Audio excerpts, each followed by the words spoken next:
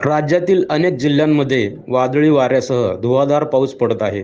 या पावसामुळे अनेक ठिकाणी घरांचे आणि पिकांचे मोठे नुकसान झाले असून काही ठिकाणी झाडे उन्मळून पडल्याच्या घटना देखील घडल्या आहेत. सोलापुरात वादळी वाऱ्यासह अवकाळी पावसाला सुरुवात झाली आहे. भर कडाक्याच्या उन्हाळ्यात पावसाने हजेरी लावल्यामुळे सोलापूरकरांना दिलासा मिळाला असून ढगांच्या गडगडाटासह सोलापूर शहर आणि परिसरात पावसाची जोरदार बॅटिंग झाली. दरम्यान लातूरच्या चाकूर तालुक्यातील माहलंगरा शिवारात शेतात काम करणाऱ्या 2 व्यक्तींवर वीज पडून त्यांचा मृत्यू झाला आहे.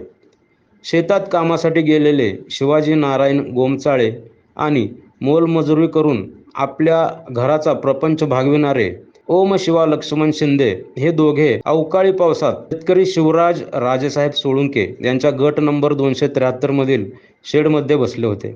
चक्रीवादळात शेडवरील पत्रे उडाल्यामुळे दोघेही दुसऱ्या शेडकडे पळत जात असताना अचानक दोघांच्या अंगावर वीज पडली आणि यातच दोघांचा जागीच दुर्दैवी मृत्यू झाल्याची घटना घडली आहे.